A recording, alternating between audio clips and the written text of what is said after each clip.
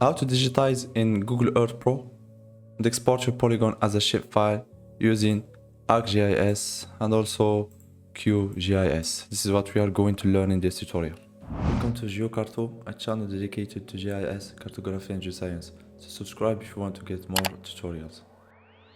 So before starting to digitize, we should first choose an area where we want to digitize our polygon. So for me, I will zoom into this area of Switzerland. So in Google Earth Pro, you can digitize a point using this tool, or you can digitize a polyline using this tool. Or for our case, the tool that we are going to use is this one to digitize our water body, which is the polygon digitizing tool. I will click on it. As you can see here, we can change the name of our object. I will name it lake. And another important step is to click on the style color window. Here you can, for example, change the color of the line or the color of your polygon, the area of the polygon. So for me, I will change the color of our line. I will put it to blue, and I will also change the color of the area. I will set it to blue and I will click OK. So here it is very important to decrease the opacity of our polygon so we can see the area which we are digitizing. So I will set it to 40% and I will start to digitize.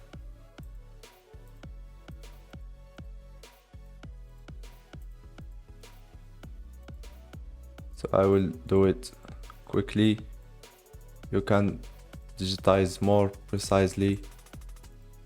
The opacity is very important. As you can see, I can see it through my polygon. Makes life easier. After finishing the digitization of our polygon, just click on OK. Now we got our lake, so now we are going to import our polygon so we can do further spatial analysis in ArcGIS and in QGIS. So go to your polygon, right click on it and click on Save Place As. Then choose where you want to save it and then click Save. So now we are going to import our KMZ file into ArcGIS, but we need to convert our KMZ to a shapefile. So to do this in ArcGIS, just click on the search button and type KML to layer. We'll use this tool which is KML to layer. Just click on it and here we'll input our KML file. Just click on this button and search to the place where you saved your KML file. After finding it, just click on it and click open. Here you can specify where you want to save your output shapefile and then click on OK. So here we go. After the end of our conversion, we got our shapefile. To make sure that the conversion is correct, we are going to add a base map. To do this, just go to Add Data and then click on Add Base Map. I'm going to use this one and click on Add.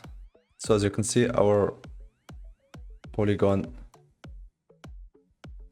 is in the right place.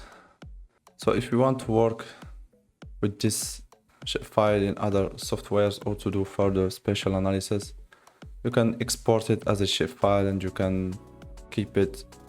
So to do this, just click on this polygon and then click on Data and then Data Export. Choose where you want to save your shapefile by clicking on this button. Name it, for example, lake, then click Save, then click OK. Now ArcGIS is asking me if I want to add the new created file as a layer. I will click on yes. So here we go, you got your KML file as a shapefile. So to export our KMZ file into QGIS, it's quite straightforward.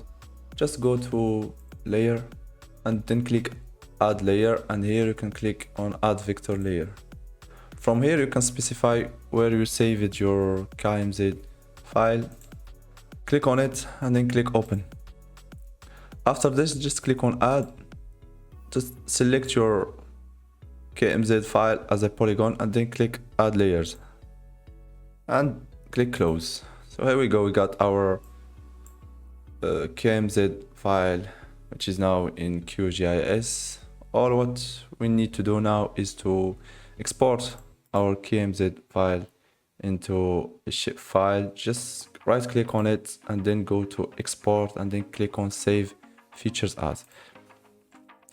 Here you can specify the type of file that you want to export. I will click on S3 shapefile, and here you can name it, for example, Lake 2, and you can specify where you want to save it. And that's all. Just leave everything to default and then click on OK. So here we got this message that our layer is exported successfully. So all what you need to do is just remove the KMZ file. So to make sure that our conversion was done properly, just click on your shapefile and click on properties and go to information. As you can see that this is an S3 shapefile, and that's it. So thanks a lot for watching.